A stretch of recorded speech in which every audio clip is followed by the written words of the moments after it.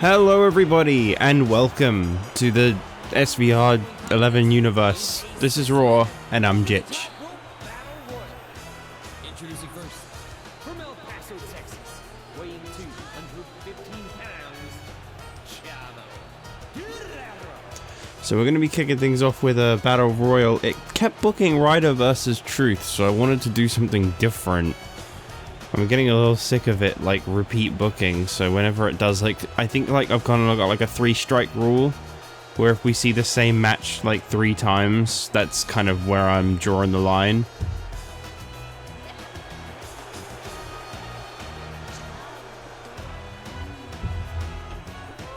So, what I'm probably gonna do is, you know, like Randy Orton and CM Punk, you know, those are good. We've got a triple threat coming up later between Triple H, Swagger, and Michaels, and I'm so tempted to just change it to something else, because, like, Swagger and Michaels have main evented, like, 5 episodes of Raw now, and it's just getting ridiculous. So, I mean, I don't want to mess too much with this universe, you've already heard me say it before, but I think there's going to have to be certain bits where I just kind of intervene and change things, because otherwise we're just going to keep getting the same matches every week. I'm happy with how the game books, I don't mind it. When it wants to book, it does a great job, but when it literally books the same match again and again and just changes the gimmick of it, that does get a little boring. So I'm gonna change it from time to time, I will admit. There are 2 matches I'm changing on this episode because I'm just not interested in them as they currently are. The first was R-Truth versus Zack Ryder, because as I said before, it's just been done to death. And the second was the second match, which is a very slight modification. I'm just gonna let him get introduced before I start talking about it. Thank you.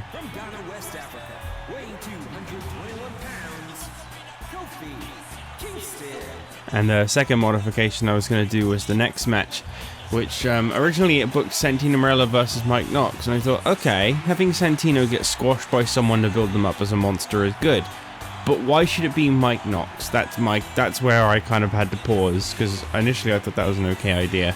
So I thought instead I'd just help actually legitimize the US champion that's not doing anything right now, so Kane will be the one going up against Santino. You never know, maybe Santino will put up a fight. Maybe. Probably not, though. Christian. So I had to quickly make sure that every single person that's in this Battle Royal is actually someone that can challenge for the Cruiserweight title. As I've said before, I believe the Cruiserweight title back in the day used to be that if you were under like 215 or 220, something like that, if you were a light heavyweight, you could still challenge for the Cruiserweight Championship, because the Cruiserweight and the light heavyweight were kind of the same concept. Whereas nowadays I know it's 205, so it's Cruiserweight or below. Well, 205 being the limit. I think they had some kind of thing where Buddy Murphy or someone was unable to compete because of their weight from time to time, or some garbage like that. And their opponent from Cameron, North Carolina, weighing 236 pounds, So I put together a battle royal, and I thought I'd put the best of the best in there. You know, there's a current rivalry going on that's in this with R-Truth and John Morrison. There's Matt Hardy, who just recently challenged for the Cruiserweight Championship. There's Chavo, who obviously just needs to make his mark, as does Christian. So there's kind of a little bit of everything. There's a rivalry, there's some history, there's some people trying to make an impression, and there's someone like Kofi Kingston, who, again, I guess he kind of fits into the main category, being the Kofi Kingston, Chavo, Christian category of, like, they're trying to just make it before they have any real stories. This is actually John Morrison's first match since turning against R-Truth.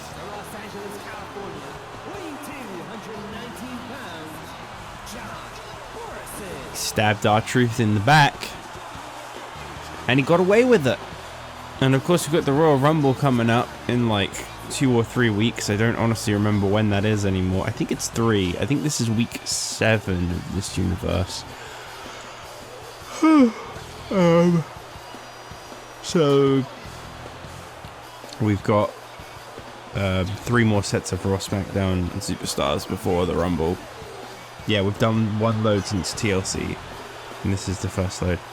Now, I know that I got a few comments, so I just wanted to point out that, yes, the previous week's Raw was blocked by WWE because of Drew McIntyre's full screen part in his entrance, because they thought I had literally just uploaded his Titantron, which is fair, that is copyright. I've put a dispute in, but WWE seem to ignore them nowadays, which eventually means that it will get released if they ignore them, because if they don't respond within 30 days, it gets released. So, it'll probably be up eventually, it's just that it's going to be the least viewed episode, it's going to be very forgotten because it's, been hit with that, and it's probably not going to go into people's feed when it does actually become public. Doesn't matter though, you can watch it on Twitch. I put a link in the description, the link in the comments of the Superstars episode that came right after it, which is part 12 of this. No. TLC was part 14. So, it'd be part 16 of this series. And of course, typical, John Morrison goes and throws out his old partner R-Truth first. I actually like that. That made a lot of sense. So that's tough luck for R-Truth. The winner of this match will get to face off against Zack Ryder for the Cruiserweight Championship next week on Raw. So you can look forward to that. We do have a US title contenders match coming up later, which, thinking on it, might actually involve some of the people in this match. Whoops. Kind of didn't think that through. I think Kofi's in that match. My bad. I guess he's getting 2 opportunities in one night. Really better make the most of it. I think like Kofi or Christian or someone's like in that as well as this. I know Otunga's in it. That's the only guy I remember that's in it. Because for some reason, every time he loses, he goes higher up in the US title ranks. But in regards to Drew McIntyre's entrance, I have fixed it. If you go into the advanced creation, it like automatically takes out the full screen part in his video, or like in his entrance. So I just did that, and now that's out of there. And Matt Hardy's been thrown out, so I guess he's not getting another shot against Zack Ryder. Much to the dismay of some of you guys. I know how much Matt Hardy seems to be building support. He's someone that everyone seems to always root for. Monday Night Raw, WWE's flagship show, a program that it'd be nice for Kofi Kingston to get John Morrison out. And obviously, a top cruiserweight that I didn't put in this is Evan Bourne. Some of you may be wondering why. That's because he's a former United States champion. I feel like it's not really a title for him to focus on. Tough break for John Morrison. It'd be quite nice for Kofi Kingston to get another opportunity against Zack Ryder. That was literally how the Cruiserweight Championship was introduced. Kofi's never really gotten a follow-up or any kind of revenge for that. And there goes Chavo. So it's between Kofi and Christian. 2 of the top contenders for the United States Championship. Rest assured, if either of these are in the 4-way match, they will also get that title opportunity as well, should they win. So, I'm not going to try and be like unfair.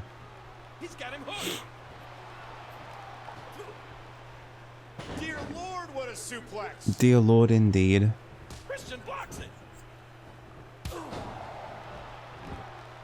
Yeah, there's just going to be a few things where I'm going to kind of step in and try to actually make it book more. Because, like, for example, Superstars every week gets 1 SmackDown match at most.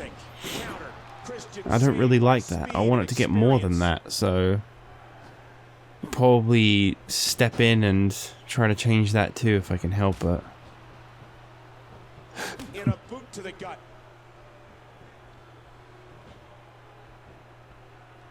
There you go. Nicely done, Christian. I thought I wouldn't play this because I know over-the-top battle royals don't really go for very long. I will probably play the Rumble just for fun, but as for this, not really. Speaking of which, though, the Rumble is coming up soon, and I guess realistically this battle royal does kind of help build some hype for the Rumble, even if they are just kicking each other and then reversing. I think Christian's just signed himself a Cruiserweight title opportunity against Zack Ryder, though, because he's looking like he's got him on the ropes, and there you go. Christian gets the victory. Tough break for Kofi Kingston, who I think could have really used a another opportunity against Zack Ryder. I forgot to turn these off. But he'll get one day, maybe. In the meantime, though, it'll be Christian and Zack Ryder for the Cruiserweight title one-on-one next week on Raw. Maybe Christian will be the next Cruiserweight champion. Maybe Zack Ryder won't make it through his second defense. Who knows? What we do know is this is actually a pretty big opportunity for Christian. It's his first title match. Only his, like, what, second match? First win, I think, he's had. So it could be the start of something big for Christian. Maybe.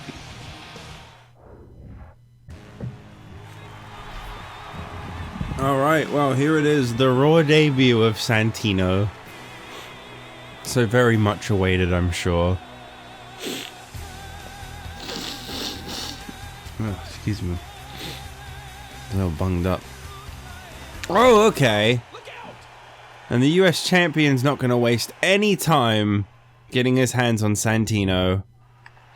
Kane is obviously a little bit fed up of being overlooked here on Raw, which is fair enough. The guy's really not been getting any matches despite the fact that he is the United States champion. He is very much a bent on destruction kind of guy.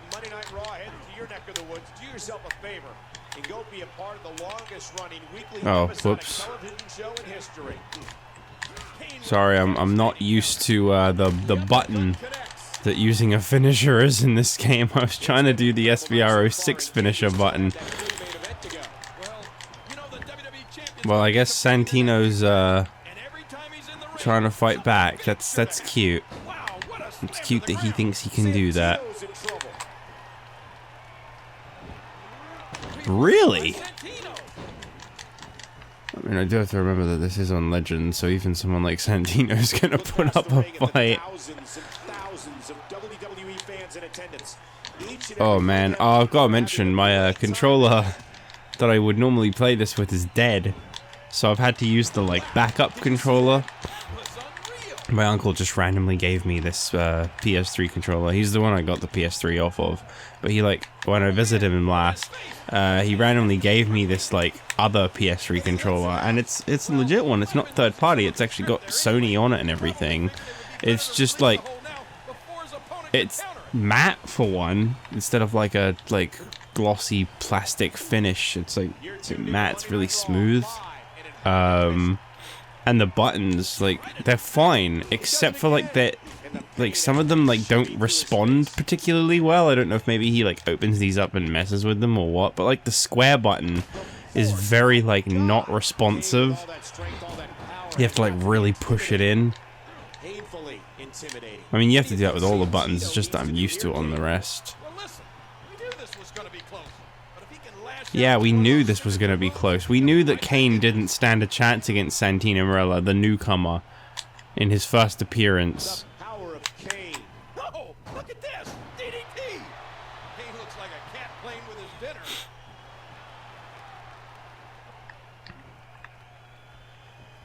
dinner. Yeah, we've recently recorded all of the SVR 2006 season mode. So the like gameplay speed, the controls, it all feels really wrong. The midsection seems to be the focal point of this attack. Maybe this is a third-party controller. It doesn't look like it. It doesn't feel like it. It's a very genuine feeling. Oh man, did you hear that? And a heads-up counter by Santino. I don't think my triangle button works either. There you go. Look at the power of Kane.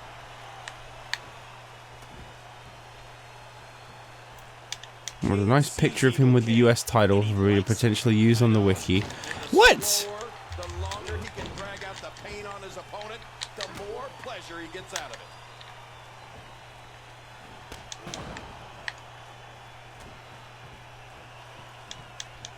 Oh, come on, dude. Just raw, unmitigated power. Put the US champion over. That'll cause some damage. Give up on your ego, dude. This ain't about you. You're just some guy that got signed and happens to be somehow... He's breaking the script! He's gone into it for himself. It all makes sense now. Gotta stiff him, Kane. If he's not gonna willingly lose, you gotta make him lose. Man, that was a vicious elbow drop. Kane's enjoying himself now. Yeah, he's really having a fun time, that Kane, as he always does. Santino goes behind. Kane with a devastating counter. Kane. That's why they call him the devil's favorite party boy. Vintage Kane. What fiendish things are going through that dimension. It's a shame we don't have wake-up taunts in this game, because that seems like too nice of a setup to then not do it. Oh, good Lord. There you go. Choke slam. Good riddance. I'll make sure I pin him on the right side so he doesn't fucking wind up with it. At what point, King, do those thoughts creep in? I blame the Connect. The Connect is literally blocking that part of the screen, and I didn't realize his foot was in the ropes. 1, 2. Santino barely gets the shoulder up. Santino, fuck off, dude. Stop breaking kayfabe. Stop trying to put yourself over. I get that it's your debut and you feel like you're really too important. But, like, no, you're not. You're Santino Marella. No one liked you. I mean, they might have done, but the point is I didn't, and I'm everyone. Oh, wow.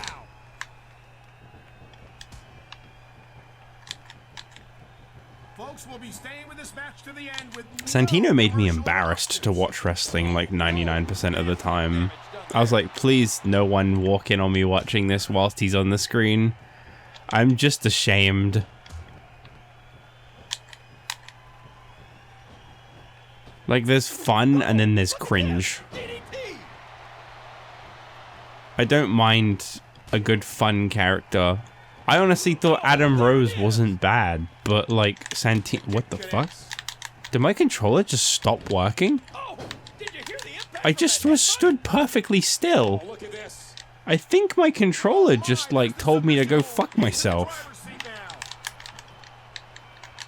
Yeah, it's gone off. If you're just tuning in, Michael Cole, along with WWE Hall of Famer Jerry Uh-oh. Lawler, welcoming you to this amazing sold-out event.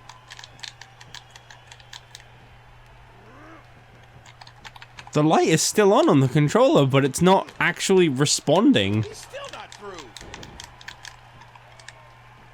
Yeah, I'm just stood perfectly still. From the ring What to the floor. fuck? Look at Santino Marella. Yeah, I'm pressing the PlayStation button right now. Nothing. But it still vibrates when I get hit. What the thing? Each of these Okay, I'm back in it, and I've got my good controller now. I don't really know what the fuck happened there, but I guess that controller doesn't actually work. Okay, that's fine. This one seems to have charged enough. I've had it plugged into the PlayStation for like the last hour, so I'm sure that will be enough. Just to get through at least like an episode or two. Oh, it feels so much more responsive. I didn't realize how much of a handicap I was playing with.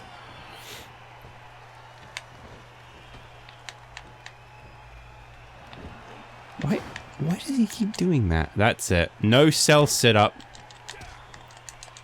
Coming your way. You're a piece of shit. You're stiffest chokeslam in the business because you deserve it. Because you've gone into business for yourself. You were trying to put yourself over when you weren't supposed to. You were scripted, scheduled, planned to lose this match in like 2 minutes, and you decided to try and put yourself over. Everyone knows the script in the back said you get hit by Kane when he comes down to the ring, he throws you in the ring, he chokeslams you, and you lose the match. But you wouldn't do that. You wanted to put yourself over, and now you've been hurt, and I hope you're hurt bad. Shame on you, Santino. You'll be paying the price for that one for a long, long time. Alright, well, up next we've got a United States Championship Contenders match. We're going to find out who's going to be challenging that guy for the US title at the Royal Rumble. And man, he looks really weirdly happy there. Weird. Alright, well, big match on our hands as the heavily pushed David Otunga is first out. Introducing first, from Hollywood, California, weighing 252 pounds, David A-list Otunga. Absolutely no mention of the fact that this is a United States Championship Contenders match. The winner of this match will be challenging the United States Champion Kane for the title at the Royal Rumble. So it should be very interesting to see who's actually going to be the one to challenge Kane first. The former champion Evan Bourne evidently being made to earn his rematch. So first up there you got David Otunga. Speaking of the former US champion, here he comes now. And his opponent, from St. Louis, Missouri, weighing 183 pounds, Evan Bourne. The question still stands, by the way. I want tag team names in this universe. I don't want any of that blah blah and blah blah. I need you guys to do, I think, 4 things for me. Come up with a name for MVP and Mark Henry. Come up with a name for Evan Bourne and Kofi Kingston, unless you like Air Boom, of course. Come up with a name for Chris Jericho and The Miz. They're the current WWE Tag Team Champions. They need a team name. And come up with a name for Sheamus and McIntyre, unless you guys just want me to call them Celtic Cross like I did in the previous universe. Speaking of Sheamus. From Dublin, Ireland, weighing 272 pounds, the Celtic Warrior, Sheamus. Got a good bit of momentum behind him. He's won quite a few of his matches. I can't actually think of a time where Sheamus has lost. Yeah, he might not have. I haven't actually kept on top of the wiki just yet because I haven't really found the time to edit it. But Sheamus could be the next United States champion. I think if there's anyone in this 4-way match that's going to stand a good chance against Kane, that's going to actually be able to bring him to more of his limits. No disrespect to the other 3, but I feel like it's going to be Sheamus. Otunga, he's still a very fresh face to the wrestling world in this year 2010. Kofi Kingston and Evan Bourne are just a little too small, which, I mean, they might be able to, but that does make it a little tougher. Sorry, we've got a bit of a power outage, and oh, okay.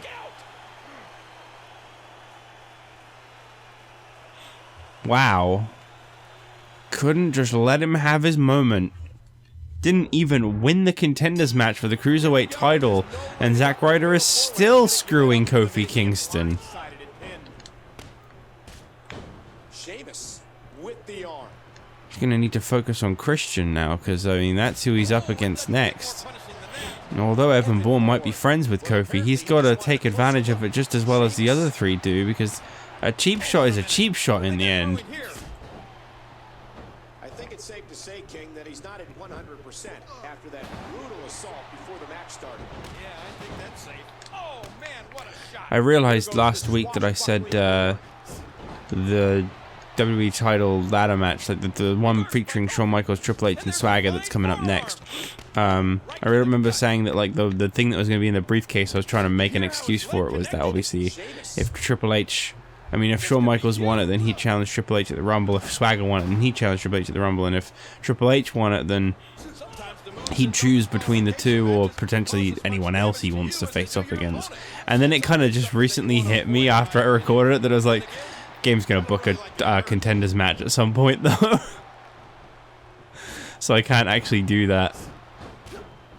Evan Bourne controlling the Because you know that won't actually count. Like, it will book a WWE title Contenders match at some point. Probably next week or the week after. We'll roll with that for now. And we'll just see what happens. The referee is powerless to stop this one. Evan Sheamus. Sheamus! The Irish curse. Evan Bourne controlling the arm. Oh man, down goes Sheamus. Oh man. Wow, that was sad. Sheamus. Oh, There you go. man. There's that devastating boot from Sheamus. They're in the ropes. Wow, I forgot that that was a thing. Don't know how, but I forgot that that was a thing. Force, my God. How much more extreme will this match become? He almost punch connects. Sheamus. You know, I was saying before in the 2K15 showcase, I don't know if that episode will even have been up at this point, but I was mentioning that, like, the ring seemed so much smaller. Like, too small. But honestly, now that I'm looking at the size of the character models, I think it's the other way around. I think that the ring used to be too big. Because you could fit so many people in this ring, and you just can't do that in a real wrestling ring, I don't think. I don't know, I haven't watched a wrestling show in quite a while. Maybe they are, like, massive, but I feel like you could probably fit, like, 50 people in that ring. At the size of the character models are, I meant, not, like, genuinely 50 people. I wouldn't be able to take that into factor, really, would I?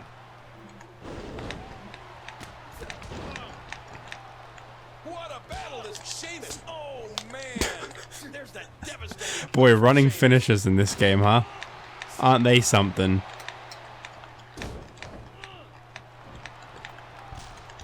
Ah, I had the perfect opening and then it ran out. Sheamus. Yeah, I wasn't a big lover of the little period of time they had where you had to use your finisher or lose your finisher. I can't remember when they get rid of that. I want to say like that's gone in like 14-ish, but maybe not. Maybe like 15, because I know 15 is when they brought the little bars at the bottom of the screen back.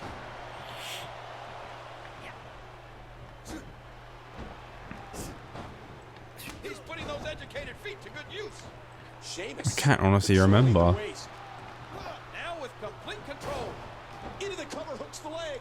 One. Oh, talk about Ugh. a timely save. This Breakup match is over. cutscenes. I totally agree with that one comment that mentioned how garbage those are. Matches can go on for a long time with those. Ouch.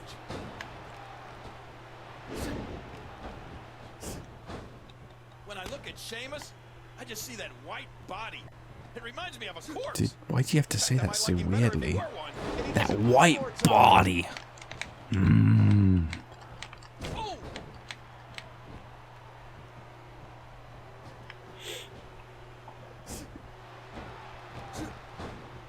Casually bashing a head against the floor. How's about yourself?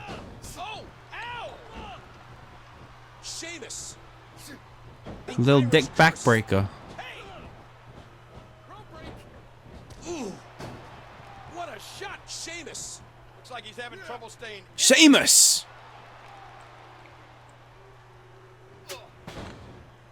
The double- Man, that is a Sheamus is really the first just Irish-born dangerous looking champion. move. This could do it. Watch it. That was like a freight train. Tough break, Kofi. Back turned, too distracted from the attack from Ryder earlier, as well as losing a battle royal. Never stood a chance. Sheamus just pinned the former US champion, which is probably the best way to have gone about this match. Absolutely amazing. We knew he felt he had to Really win this well one. thought out move there. Absolutely no way to underscore how And so Sheamus is now the #1 contender, and as I said before, probably the most legitimate guy to challenge Kane for the United States Championship. Two unstoppable forces are going to collide now, and it's going to be massive.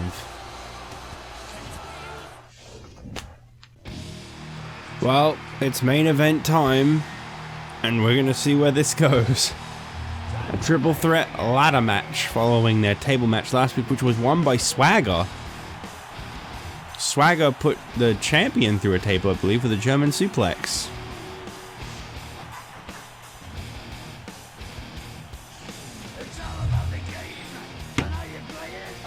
So now we'll see what happens in a ladder match. I can spin that belt off, thank God. Just gonna keep making it spin. Just make it spin. Never stop. Yeah, look at that. It's broken.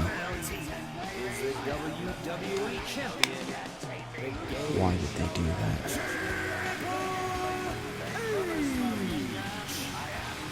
Slightly weaker applause this week, but they're still clapping. Oh, never mind, it's getting louder. Oh yeah, they're really erupting now for the fucking the game. Let's like try to fix it. There you go. Nice and center. Well, this Triple H Swagger Shawn Michaels exchange, I mean, I gotta give credit where it's due. It really is the main thing on Raw, and it does make sense. It has been kind of like this back and forth struggle to be on top. But I think that this is gonna have to be the last time that we see Swagger and Shawn Michaels in the main event. I think if it books the two of them in the main event again, you know, we can have Swagger or Michaels in the main event, but I feel like a triple threat, a tag, a four-way, whatever, if it involves both of them, probably gotta change that. They just can't keep fighting.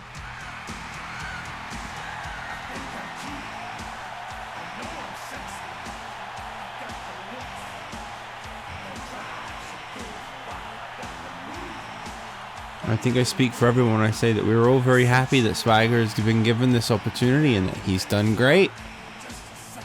But Shawn, on the other hand, really hasn't proven himself as a top guy. Not yet. He holds one victory over Swagger. And a tie over Swagger.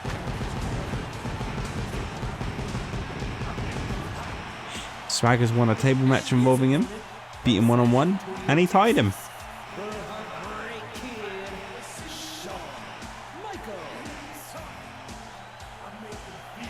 So, yeah, I'd say, honestly, Swagger should be allowed to move on. You know, it's criminal. We've got Batista here on Raw, and there's been no focus on him involving the WWE Championship. None whatsoever. I think that needs to change.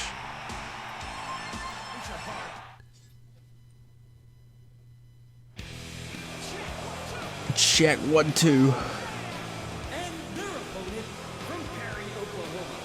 Remember Sneezer's Angels?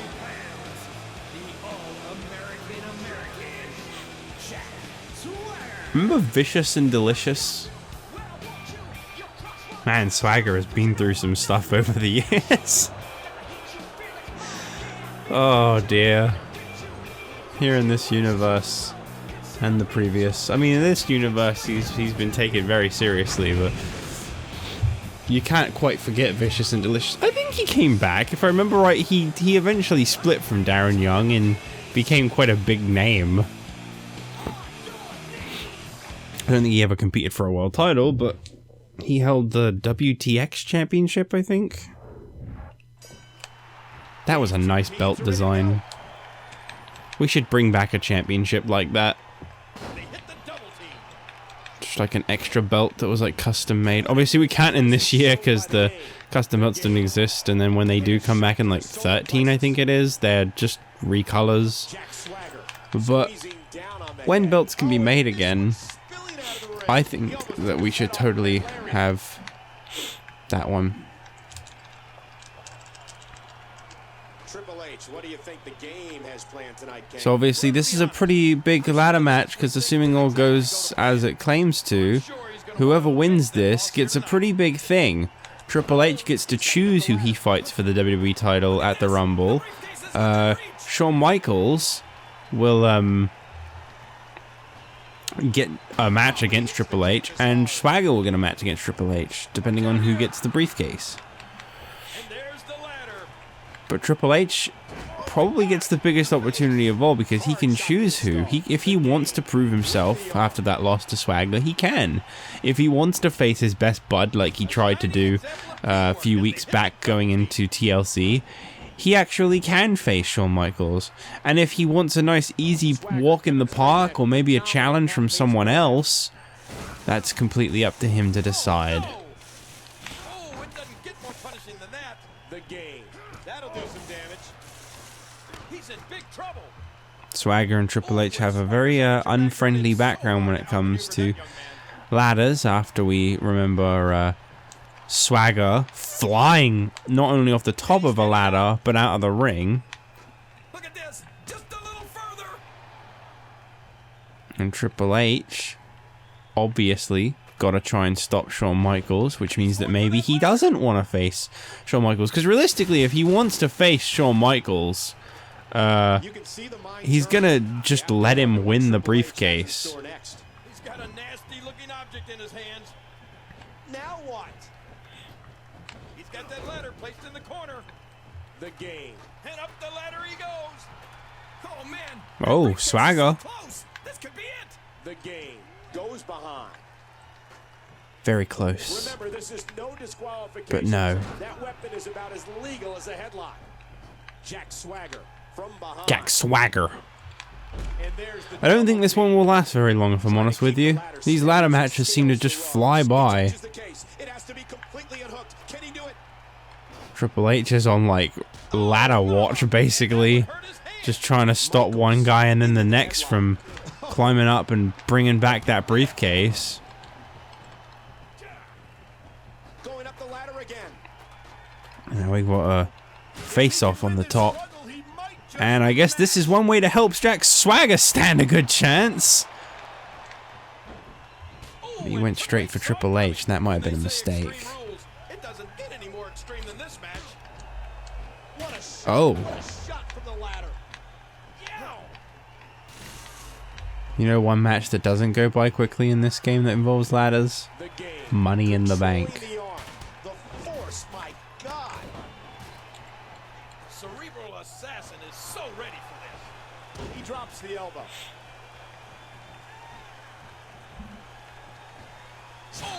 Oh dear. Oh, that looked like it was kind of almost on the ladder, and that is pretty much as bad as it gets. Oh. Didn't actually think that would connect. And there it is. The pedigree. Oh. The game has the arm. Michael's not feeling too kind. Shot to the midsection. Shawn Michaels is a human thrill ride. A human thrill ride. It's an interesting term, I guess, but I mean, I get it. In the history of the WWE. Oh dear. Right into the steel. Oh, I've got to turn blood on. I'll remember for the next one, guys, don't worry. I remember getting a comment saying, can you turn blood on? And it was the way he collided with that ladder that made me think, oh, that would make him bust it open. And it didn't. Because it's not on. Watch it. Oh my, just raw, unmitigated power. That elbow did some damage. And he lights up his chest with a chop. With a chap. Oh, look at this. The game plan. Well, Triple H has really got something to prove, obviously. He lost to Swagger. So now he's got to try and take him down. A peg. There are so many ways that Triple H can dissect an opponent. Oh my, he's made it back to the cage. Michaels, Swagger, you might want to do something, buddy. Well, too bad, too sad for Swagger. He didn't do anything. And I think Shawn Michaels has now punched in a title opportunity, and Swagger's decided he's just going to hurt Triple H in the meantime. Well, I said he hadn't really earned an opportunity before, but now he most certainly has. Now he's more involved in the main event scene than ever. Maybe it's Swagger that now needs to take a step back, unfortunately. Shawn Michaels has defeated Jack Swagger and Triple H in probably the most important ladder match there is, because I think this now names him the #1 contender. There may be some kind of technical overturn next week on Raw, depending on if it books a contenders match or not. But for now, Shawn Michaels will be the man who faces Triple H at the Royal Rumble. So that's pretty big.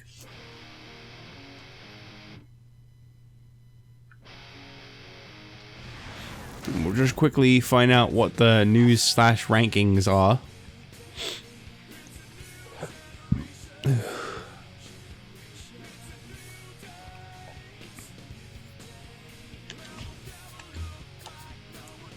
Kane has turned his back on the fans. I didn't realize he was for the fans.